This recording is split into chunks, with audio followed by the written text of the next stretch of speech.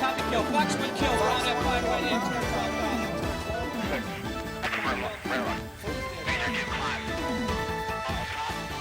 in. This is not an advanced combat base thousands of miles from home. This is Nellis Air Force Base near Las Vegas, Nevada. And the battle you just witnessed wasn't real. But the lessons learned in that battle will not soon be forgotten by the young pilots who went through it. Because this is air combat training, as realistic as human ingenuity and advanced technology can make it. This is Red Flag.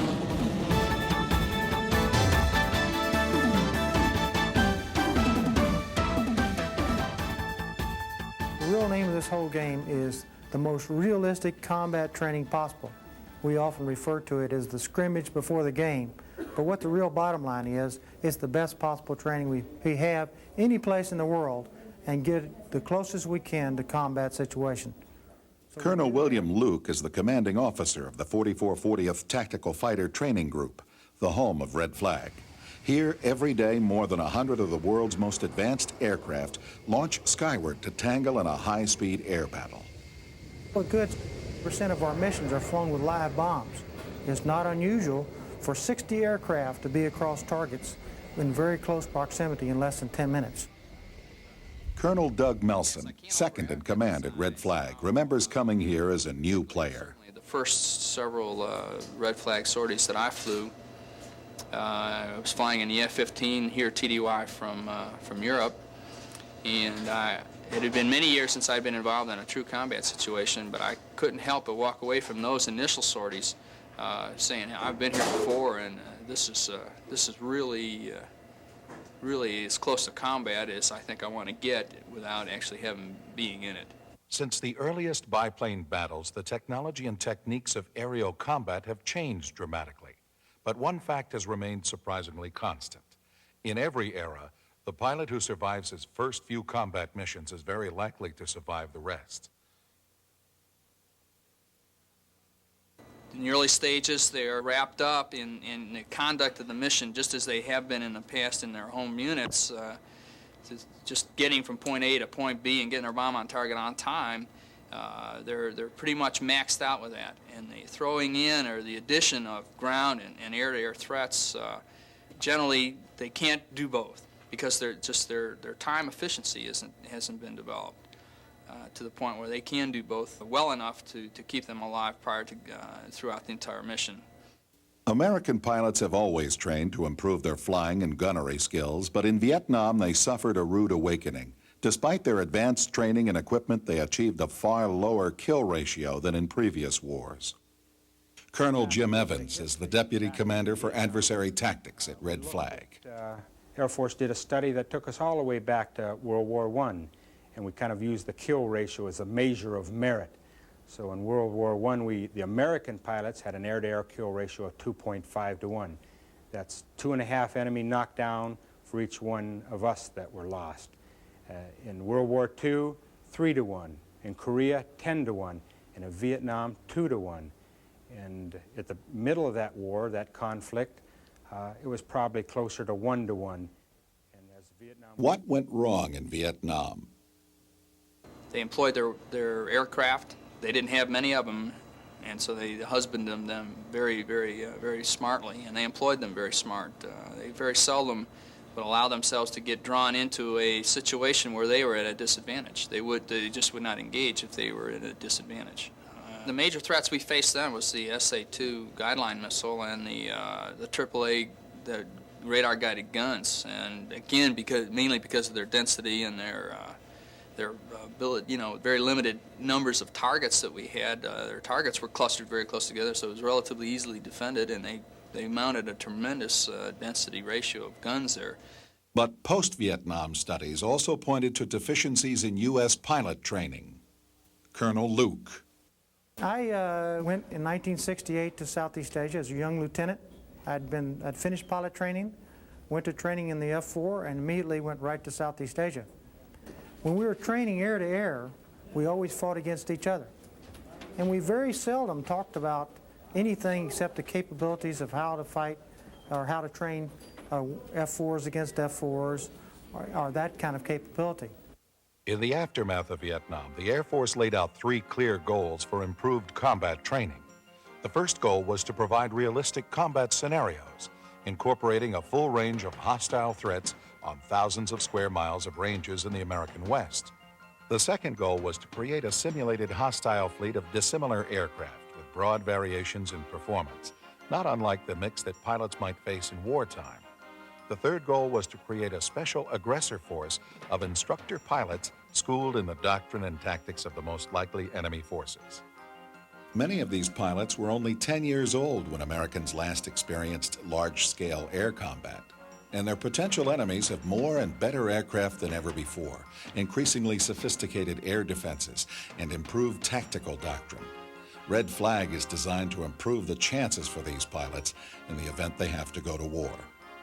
And almost use an analogy of a football game in that most all football coaches take their second team and run the adversary's plays against their first team. We do the same. The playing field for Red Flag spreads over more than 12,000 square miles of southwestern desert, but the real action is concentrated in an area roughly half the size of the state of New Jersey. Lieutenant Colonel Martin Bonin is one of the people in charge of the range.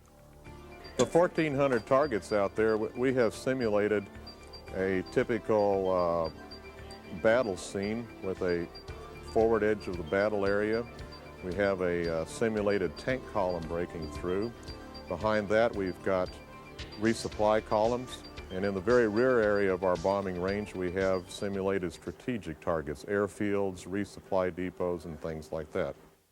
Even more important, there are radars that match the performance and electronic signature of enemy radars, threat simulators that lock onto unwary aircraft, guiding guns that do everything but fire real shells, and simulated surface-to-air missiles that let the pilot know his aircraft has been shot down. Red Flag exercises are conducted 5 times a year at Nellis, as selected units are flown in from their home bases. For this Red Flag exercise, more than 300 aircraft have flown into Nellis. McDonnell Douglas F-15 Eagles from Holloman Air Force Base, New Mexico. General Dynamics F-111s from Lakenheath, England. Dassault Mirages and Dassault BA Jaguars from France and Africa. First Lieutenant John Bratton has come from England, where his F-111 squadron is stationed. There's a lot of excitement in being told you're coming to Red Flag. It means a lot of hard work to be prepared for it, but boy, once you get here, you really find out it's worth it. A lot of academics, which basically you have to study on your own time, and then the flying training, you get an increased sortie allotment, which you're going to be flying more missions right before you go to Red Flag to get your skills fine-tuned. Red Flag involves far more than just combat air crews. All the operational personnel, ground crews, and equipment of each unit are also brought to the exercise. To prepare and come to Red Flag, it involves a lot of time and man hours on a lot of individuals' parts to figure out how many parts we're going to have to bring and how many airplanes, how many pilots, how many maintenance people, how we're going to get them there, you know, how many 141s it's going to take to airlift us here.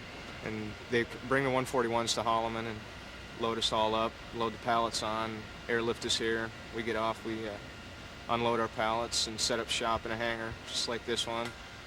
Then the jets come in, we recover them, and get them prepped for the next day's flying, so they can go out and fight.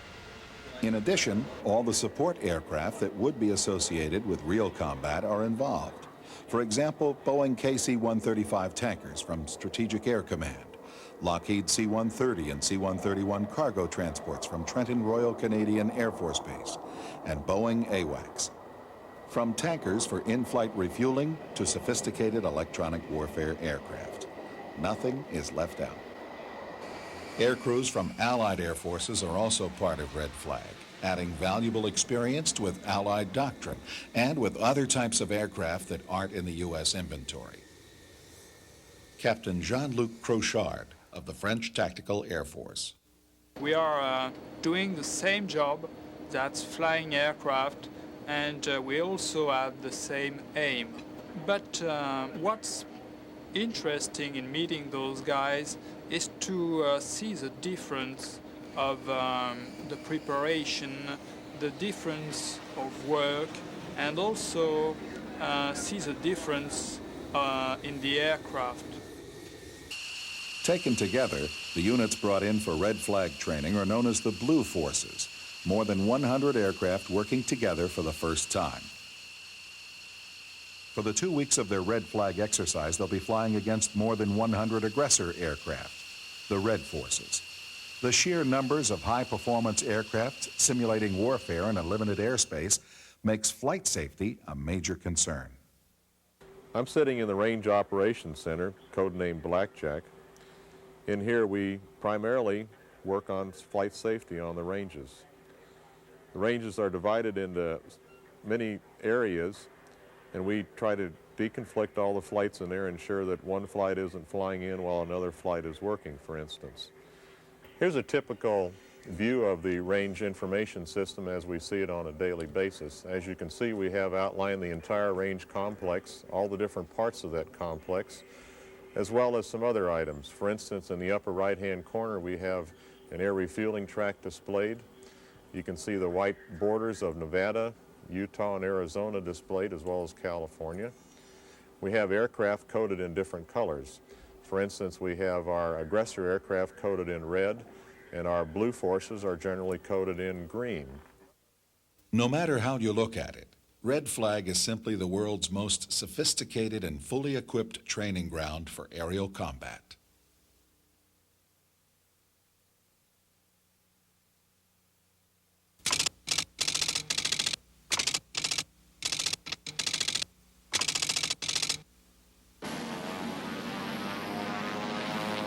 With Valmet's new ReadyGo, you can combine primary and basic training in a 2-in-1 syllabus of 100 hours. And for better pilot selection, the side-by-side seating enables you to observe the trainees' flying and psychological progress.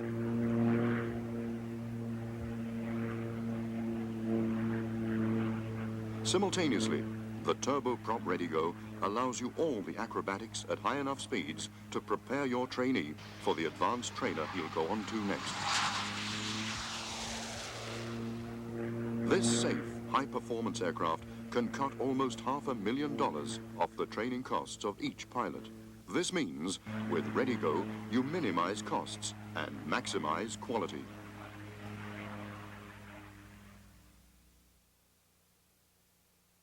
This is the Adversary Tactics Building at Nellis Air Force Base, home of the 64th and 65th Aggressor Squadrons. From the outside, it looks a lot like any other U.S. Air Force building, but the interior decor has a distinctly different style. This is where aggressor trainees, both pilots and ground controllers, are immersed in the culture, history, and military doctrine of their most likely air war opponents. The objective is to create a special force, thoroughly indoctrinated and retrained, who will instinctively react to air combat situations, just as enemy pilots would. The deputy commander of the aggressor forces is Colonel Jim Evans. What we do, our mission is to emulate Soviet fighter pilots, to train our pilots against Soviet tactics, to make sure they're prepared should they get in any engagement with Soviets or people trained by Soviet pilots. We study the Soviet aircraft and the Soviet equipment, and we send our pilots regularly to our top intelligence agencies to interface one-on-one with the people that are the best experts in the Soviet aircraft and the Soviet equipment. Then we take our pilots and study how Soviets fly that equipment, those airplanes, the tactics that they fly, and the formations that they fly. And Russian tactics are based upon deception, deceiving maneuvers, flanking maneuvers, and decoy.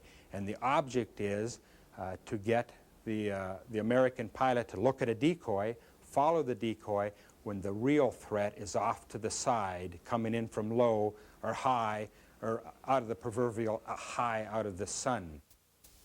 Members of the aggressor squadrons are among the Air Force's most experienced pilots. For admission to aggressor program, regulations require that they have a minimum of 500 hours of fighter time, equal to 3 or 4 years of experience. But aggressor duty is so desirable to skilled instructor pilots that the average level of experience is almost 3 times as high, from 1,200 to 1,500 hours of fighter time. While many of the units that come to train at Red Flag fly more modern F-15s and F-16s, the aggressor squadrons fly the older and smaller F-5, painted to resemble Soviet aircraft. If the intention is to give realistic combat training, why such a disparity in equipment? The F-5 is very, very close in both size and performance to the MiG-21. In performance, they're almost exact. There are some limitations as far as ordnance, and there's some differences in the radar capabilities. They're both extremely limited radars, internal radars. The range is somewhat less in the MiG-21, but for all intents and purposes, the F-5 is an extremely good MiG-21 simulator. Because of their experience and their skill, even though they're flying a second-generation airplane, compared to F-5 compared to an F-16 or F-15 is really looking at the airframes themselves is no contest. But when you put that experienced pilot in there, he could generally outfly the student or the operational pilot almost any day, any given day. And as I say, the objective of the aggressor program is not to do that. The objective is to go out there and provide that realistic threat so that the operational pilot will learn, expand his capabilities and his experience, and not lose in a fight with a Soviet, if he ever, or a Soviet client state or client trained individual in some future combat somewhere. The aggressor squadrons in Red Flag have their own specially trained radar intercept officers, like Captain Keith Russell. The Soviets rely very heavily on ground controllers. The aircraft that they have are obviously not as technologically advanced as we have, and they are very tied to their ground controller. Their ground controllers simulate, or their ground controllers rather, execute all their tactics, perform all their tactics, while their air crews simply fly the vectors that they're given all the way up to the merge until the visual fight. The job that a GCI controller has in the Air Force, and my specific job, is to get airplanes together, specifically very small airplanes to get together in a visual arena to where they see each other so that they can fight. It is a whole lot easier to keep airplanes apart than it is to get them together, especially smaller airplanes versus big airplanes. The resident aggressor units are frequently augmented by units from the Navy, Marine Corps, and Air Force, flying under the aggressor command. In this particular Red Flag exercise, some F-15 units will be assigned to the Red Forces to give them an additional high-performance capability. But the air threat of the aggressor forces is only half the problem for the Blue Force pilots that have to run the Red Flag gauntlet. Just as in Vietnam, the Red Flag range is heavily seeded with ground-to-air threats, complete with radar signatures that alert a Blue Force pilot to the specific type of threat that has locked onto his aircraft. Each threat requires a different set of reactions, ranging from electronic countermeasures to evasive maneuvers. Blue Force pilots are constantly tested and forced to be alert to threats from all directions. Captain Jim Staples is now chief of the Red Force's Airborne Defense Section, but he used to be a member of a B-52 crew that took part in Red Flag. We'd be whipping through the hills and dales at 250 feet off the ground at a good 370 knots indicated, and get the bombs on the target without a problem in the world. Depart the range, come home, debrief at Nellis, and find out we were dead, dead, dead. We look at, they show a tape of us with the crosshairs just on us the entire way. And it is very grim and really hits to home when you think you've done a super job and find out you were dead miles before the target. Coordinating all the elements of Red Flag requires the same level of planning as real warfare. Battle scenarios are developed by the operations staff of Red Flag, headed by Lieutenant Colonel Ken Schweitzer. The battle management staff and the air tasking order, the fragmentary order as we call it, starts about 3 days prior to execution. We distribute that out to all of the players because some of the players are off station or they don't fly directly off of Nellis Air Force Base. To get the most from each mission, Red Flag uses an additional unique feature, Each of the key aircraft participating in Red Flag carries an Airborne Instrumentation Subsystem, or AIS. The size of a Sidewinder missile, the AIS transmits a constant stream of data on aircraft position, velocity, acceleration, and altitude. This information is captured by a number of range sensors and is fed to a sophisticated central computer system specially developed for Red Flag. The entire system has been designed and implemented by the Cubic Corporation. And while it is a technical tour de force, it also serves a very important training function. In other exercises, kills may be recorded by observers taking notes, and a pilot can always argue with the referee. But in Red Flag, there is no room for argument. The computer records every move, every simulated missile launch, and accurately assesses the results. Victims are told immediately and are temporarily disabled before returning to battle. And in the extensive debriefing sessions that follow each mission, every move is replayed in excruciating detail. When you come in from a mission, you only see the mission through your eyes. You see everything how it happened to you, and you don't get the big picture normally. But when you get back here and you get to look at the screen with, and see how everybody else saw it and how that F-15 saw it and how that SAM operator saw it, you really get an understanding of what really happened out there. And how does it feel to see yourself die, if only on videotape? You don't feel good, that's for sure, because you're out there flying as low as you can stand it, and in the F model you're flying as fast as you can really stand it. And when you get back, you know, you've been chaffing and flaring your butt off, and you just think you've done the best job possible. In fact, nobody could do it any better than you did. You're totally exhausted from all the jinking and jiving, and then to see yourself on the screen of a SAM. But no matter what happened today, at Red Flag, unlike in real war, you have a chance to do better tomorrow.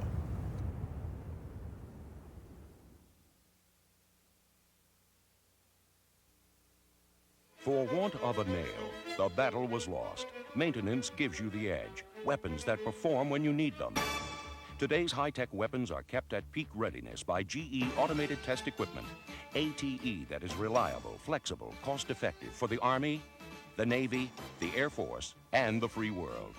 General Electric Automated Test Equipment, meeting today's maintenance challenges and those of the 21st century. In ATE, the name is GE. Captain John Sutter is an F-15 pilot with the 49th Tactical Fighter Wing based at Holloman Air Force Base, New Mexico. His wingman is Lieutenant John Marshall, known as Tank. For Marshall, this will be his first Red Flag. Sutter has been here before. For me, shoot, ever since I learned anything about the Air Force, I always heard go and be a fighter pilot and go to Red Flag and learn how to fight in wars and things. So for me, it's always been exciting. I've been to a couple of them now. And as far as the preparation and all, basically you're trying to hone all your skills, get together as an element, and hone good element skills between you and your paired element member, and get excited about coming and doing the whole thing, and that's real easy to do. As a wingman, my mission primarily is to support him, to make sure that when he's going in to get a kill, that his 6 o'clock is clear so that another aircraft doesn't come in and get him. And again, it's such a target-rich environment out here. Generally speaking, he'll engage and clear me to engage because there's just enough of them. But my primary role is support, and actually it's a very important one out here. Like I say, there's so many aircraft that it's very easy for him to be going for another aircraft and have one come up and get him from behind. My job is to make sure that doesn't happen. Marshall and Sutter have completed the necessary flight training and study for Red Flag. Like the other pilots arriving for Red Flag training, they look forward to matching wits with the aggressor forces. But before the exercise begins, they learn that they will not be flying against, but as a part of the aggressor forces. In order to provide a better training scenario and give the Red Forces a more formidable array of aircraft, the F-15 wing from Holloman will be flying under the control of the aggressor forces. The sudden change in plans doesn't upset Sutter. In fact, he welcomes it. Actually, in this Red Flag in particular, being part of the Red Force is an advantage to us. I think it more closely resembles the type of mission I would expect to have to fly, especially in a European type environment. We, instead of escorting strikers across a FIBA or a hostile territory, which is not something I look forward to doing. We're playing more of the defensive type role, operating in lane and area caps, using our radar, which is what we're best at also, detecting the large forces that are coming at us and killing as many of them as we can. Sutter and Marshall fly one of the world's most advanced high-performance aircraft, the F-15 Eagle. It's a fun plane to fly. If you like flying, which obviously everybody that's here does, then you couldn't ask for a better airplane to fly. The responsiveness of the aircraft is unbelievable. It's got an excellent turn rate. It's got a great sustained turn rate because of its extremely powerful engine. It's got a thrust to weight of better than 1, which gives it all kinds of acceleration and an extremely good climbing capability. We would prefer to come in high. It gives us an energy advantage, and again, the F-15 performs better up high, but the overall objective to complete the intercept is to use your potential energy, come in from high, and get your Mach up to complete the intercept, although not absolutely necessary. In aerial combat, speed and maneuverability are of the essence. Captain Henchy. As I try to turn the airplane, pull back on the stick, and make a sharp corner with the airplane, and change my direction rapidly, or stay in a turning fight, then the harder I turn, the more G's the airplane pulls. The F-15, what's going to happen is you pull a lot of G's, is the blood that is in your head and upper torso is going to go to your feet. And inconveniently enough, the first thing that you lose when your blood starts going to your feet is you can't see anymore, which makes fighting difficult. So you'll take a short breath, hold it, wait 3 seconds, 3 or 4 seconds, take another short breath. So you really are grunting a lot and turning pretty hard. Hopefully if you turn right, you get offensive and you can kill the guy with a quick kill, so you can stop doing that. But it gets pretty aggressive. In the morning, Captain Sutter and Lieutenant Marshall pre-flight their aircraft before the mission. Pre-flight aircraft, this is the gun. Marshall checks to ensure that the aircraft's weapons are not loaded and performs a visual inspection of the major systems.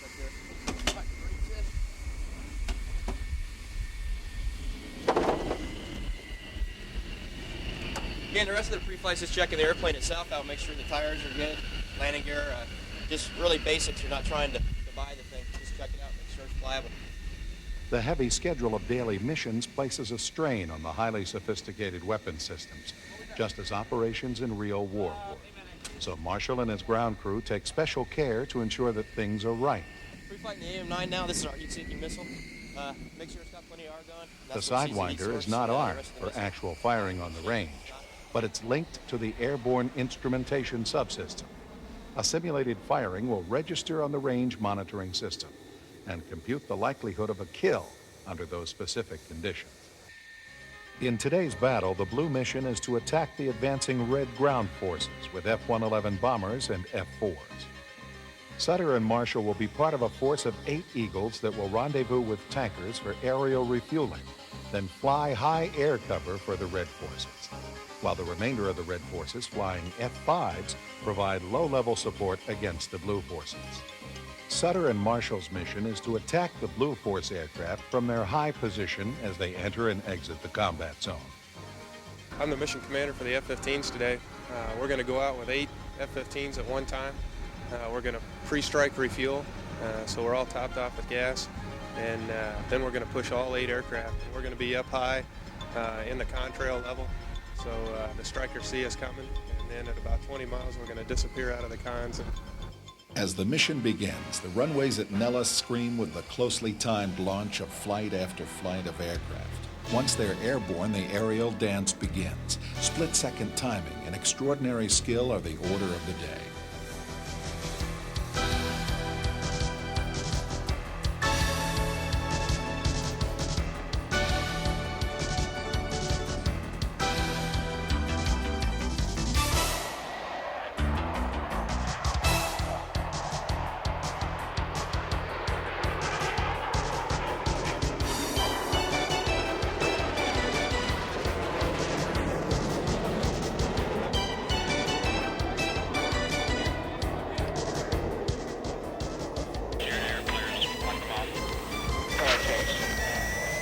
Sideline 2, head to the north, triple Wilmington, 1 McGee's there.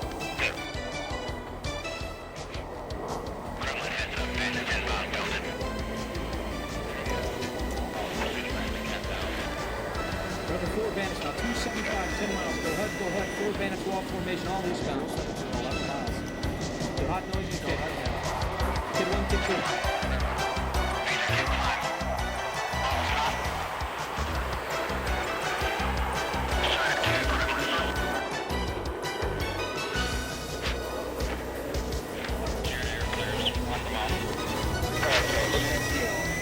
Sideline 2, head to the north, triple Wilmington, 1 McGee's there.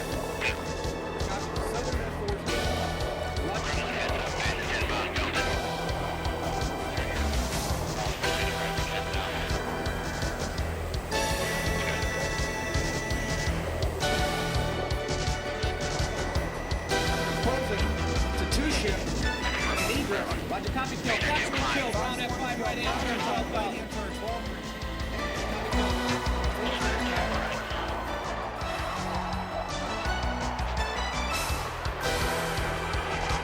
That's over Belton. Copy over Belton. Okay, kid, that's you. Just northwest of Belton, that's the kill.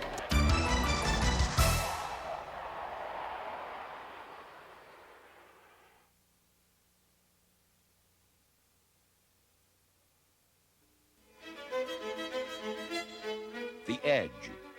Weapons that perform when you need them. Today's high-tech weapons are kept at peak readiness by GE Automated Test Equipment. ATE that is reliable, flexible, cost-effective for the Army, the Navy, the Air Force, and the free world. General Electric Automated Test Equipment, meeting today's maintenance challenges and those of the 21st century. In ATE, the name is GE.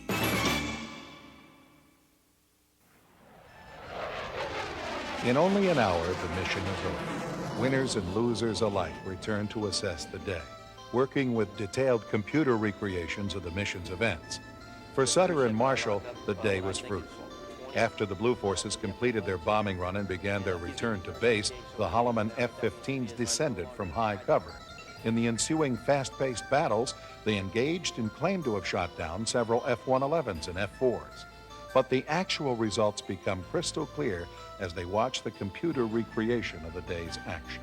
Okay, what I'm seeing here is I'm painting this 3-ship and I lock up what I think is 20 of the F-111s here. And he's given me clearance to engage, so as a wingman now, what that means to me is I'm no longer tied to my responsibility to maintain visual on him. I'm cleared to go ahead and engage the threat that he's cleared me on there. And again, like I say, I think I've got contact on 20 here, as it turns out, and I round the corner, that's true. Round the corner, I shoot 20 with just a bore sight heat missile, and then I pull off and I shoot 19 with a bore sight heat missile. I really never see 21, and at this time, the comm is starting to bother me a little bit. I don't see him. I hear him talking about engaging, and so I come off. I think it'll show I'll come off to the right here initially. That was good, because you went for him very aggressively there, and when I got contact on the trailers, you came off good. Yeah. And like you said, we're looking real good. We're right together, but then well, Bambi makes a bad call. Hey, your leader's heading west. Basically, one of the other elements of F-15s, the flight lead gave me a call. There was an F-15 in the flats heading west, and I took that to mean that was him. I saw that aircraft and started to go for him. Luckily, Subbo still had a visual on me, called me back to North Worthington, which basically was a 180 turn for me. I heard him engaging F-4s out there, and at that point, I had a good idea what was going on. I got a radar contact on him, and we had mutual support via my contact with him at that point. Okay. I'm attacking the F-111s now. They popped over the tip of Quinn Peak there, and so they highlighted themselves pretty well above the mountains. Now you're coming back. We're back together, and right here is where I say, okay, I'm passing right underneath your nose. Check right. You still don't see me, and coming up here is where Bambi. And this is a good illustration of the picture I see. I look off the left of my cockpit. I see 2 eagles, and I hear somebody telling me, hey, there's eagles out in the flat. Evidently, I only see one, and I'm thinking, great, there's my flight lead. And in fact, you can see her right back here. But the call you make shortly thereafter gives me the clue, and I know what's going on. Well, right here, I say, I'm looking back between the tails at you going with Bambi, and I say, snap 180 left and head for the north end of Worthington. Again, 27 and 28 there. we look at the vertical depiction, they're well above the clouds. Right. They're not a factor at all. Biggest lesson learned in the whole world, you know, they say 20/20 vision in the hindsight. Here's our hindsight on a graphic display in front of us. And so this is probably the best debriefing tool you could ever have, especially when you've got 80 airplanes running around out there. The debrief is, I would say you almost get more learning in the debrief than you get in the flight. Because when you go on the flight, if it works great, fine. Even if it doesn't work great, you might not know it. You might not see the guy that has shot you down. So, for instance, after the red flag, we will get together as a group, our own red forces, and go through what happened so we all know what happened. Then we will get together in the package debriefs, where the players for each mini portion of the war debrief what they saw and do some hand waving. And then we will play the RFMDS, see what happened, and do a bunch more hand waving. And what did you see? Why not? What could have happened differently? And then, of course, we'll have the full debrief with the whole package, all the blue, all the red, and get up and talk about the lessons. For the combat pilot in modern air war, the key to survival is a total awareness of all that's going on around him. It's unbelievable when you're ingressing towards a target, and just at the worst time of the mission is when the F-15 rolls in on you, or you get a SAM launch on you, and while you're evading the 15 or you're countering the SAM launch, at the same time you have to be thinking, am I going to make it to my target on time? Can I head towards the mountains to decrease the threat, or should I stay in the lowlands and proceed right to the target to make my TOT block? Because that's what it's all about, getting the bombs on target on time. So you really have to be thinking well ahead of the jet. By the time they go through a training program, their own, and with our aid, and with Red Flag, we see that they take more of the overall air battle, so they're aware of aircraft that are 5 to 6 miles outside of the battle that will become a threat in 33 seconds, and they have 30 seconds to achieve a kill and then separate before those other hostile bandits enter the fight. When we go to fly against new pilots that are new to the weapon system, we can see right away during the first week on even simple scenarios where they're making a lot of mistakes. They make a mistake and they're going to die. Of course, it's on videotape and it's not the real war. As the week goes on, we may be stalemated to a more neutral, we take our lumps and they take ours. By the end of the second week, we're losing. And when we're losing, that's the whole point of our mission. That makes us feel good because the blue forces, the American Air Forces, are winning. The experienced players, like Captain Sutter, still grow from their red flag training. The first time I came here, I was a fairly junior guy, brand new wingman, and they put me on the wing of a more experienced major who had F4 and F5 and F15 time. And so I think my first red flag was really the best learning experience of my life, because brand new right out of the chute, got the chance to participate in a large exercise like this, and yeah, I learned a lot, an awful lot. The F-15's a machine where the pilot, and just working the weapon system on it, and getting to do it that fast pace, just one target after another come off, another contact 10 miles, trying to engage it and be effective in targeting that person coming off and targeting the next entity. I think from that standpoint that red flag really served that purpose well. The tank has really grown through this exercise. Day one of the war, doesn't really know what to expect from a red flag exercise. First day out there, his primary job and the thing he's really concerned with is just trying to stay with me through the whole thing. As days went by, now he gets more comfortable with what's happening in the area. He starts to expand where he's looking, what he's doing with his radar. He's going to come out of this now, and he'll come back to red flag again someday, and he'll be the old head. He'll be teaching the new young guys what to do. The old heads and the young guys, passing on the fine art of high-speed survival and aerial combat. If these pilots are lucky, if all of us are lucky, red flag is as close to the real thing as they will ever come. But luck has run out before, for nations as well as for individuals. If you would have peace, prepare for war, goes the old saying. Or as the red flag motto puts it, We train like we plan to fight.